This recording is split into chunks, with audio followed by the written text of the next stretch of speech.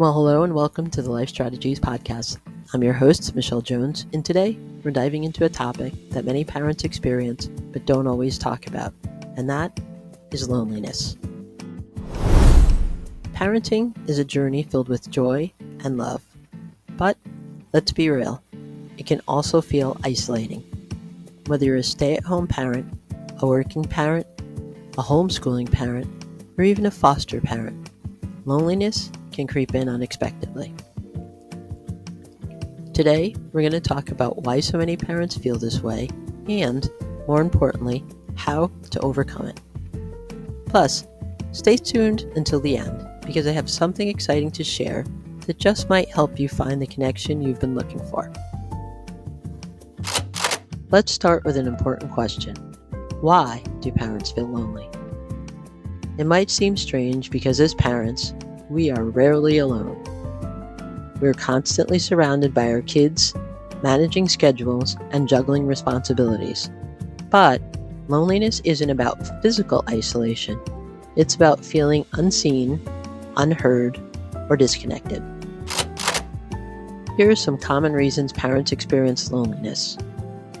Shifting social dynamics. Our friendships shift when we become parents. We don't have the same freedom to meet up for coffee or have long conversations like we used to. And sometimes, even when we connect with other parents, we can feel judged or misunderstood, which creates further isolation. Another reason is the overwhelming intensity of caregiving. We pour so much into our children that we often forget to take care of ourselves. The lack of sleep, the constant demands, and the emotional labor involved can be incredibly draining. Then there's changes in identity and loss of self. Parenthood is a huge transition, and it can be hard to reconcile who we were before with who we are now. Some parents struggle with the loss of their pre-parent identity, while others find new meaning in their role as a parent. If you're a homeschooling parent, you might feel even more isolated because you're spending all day with your children without the natural socialization that comes with traditional schooling. You may also feel isolated from mainstream society. Foster parents face a unique kind of loneliness, parenting struggles, and secondary trauma. The emotional ups and downs of temporary placements, the uncertainty of the future, and the difficulty of finding others who truly understand can make it hard to feel connected. Also, experiencing secondary trauma from the children's experiences can be very isolating. Does any of this sound familiar? If so, you are not alone in this. I know how lonely parenting can feel sometimes, and that's exactly why I created the free 5-day Heart and Soul Challenge, a space where you can reconnect with yourself, strengthen your faith, and find real support from other parents who understand. For 5 days, we'll focus on simple but powerful ways to refill your emotional cup, rediscover joy, and break through that feeling of isolation together. And the best part? It's completely free. We start soon, so don't wait. Grab your spot now at thelifestrategies.com because parenting isn't meant to be lonely. Let's do this together. Now let's talk about solutions. Because while loneliness is common, it doesn't have to be permanent. Here are some real, actionable ways to build community and reconnect. The first is to connect with other parents.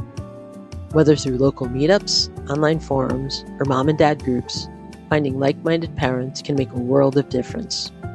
Foster parents, in particular, can benefit from joining support groups where others understand their unique challenges. If you're homeschooling, look for co-ops, playgroups, or virtual communities where you and your kids can interact with others. And if you're a foster parent who's homeschooling, check for organizations that host events and gatherings specifically for foster families. The next step, this one is a hard one. It's prioritizing realistic self-care. I know, but taking time for yourself, whether it's a 10-minute walk around the block, a quick journaling session, or even just sitting quietly with a cup of coffee, can help reset your mind and prevent burnout.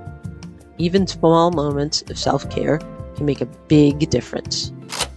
You can also get involved in your local community. Their community centers, libraries, and volunteer opportunities can be great places to connect with other parents while also making a positive impact. I want you to think about this for a moment. When was the last time you reached out to someone just for connection? If it's been a while, I encourage you to take that step today.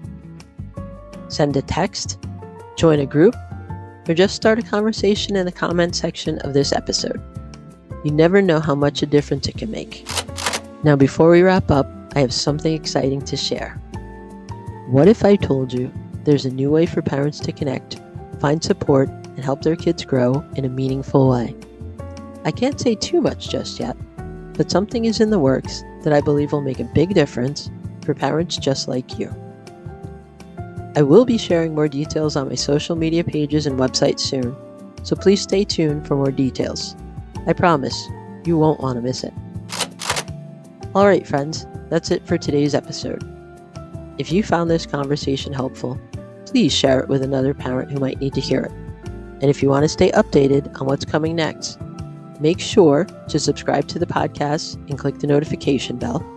Follow me on social media, and check out the Life Strategies blog. There'll be links in the description of this episode to all of the above. Remember, you are not alone in this journey. There is a community out there waiting to support you. Sometimes, all it takes is that first step. Until next time, take care and keep going. You are doing better than you think. And as always, I wish you faith, hope, and love on your journey. Bye for now. I'll see you next time.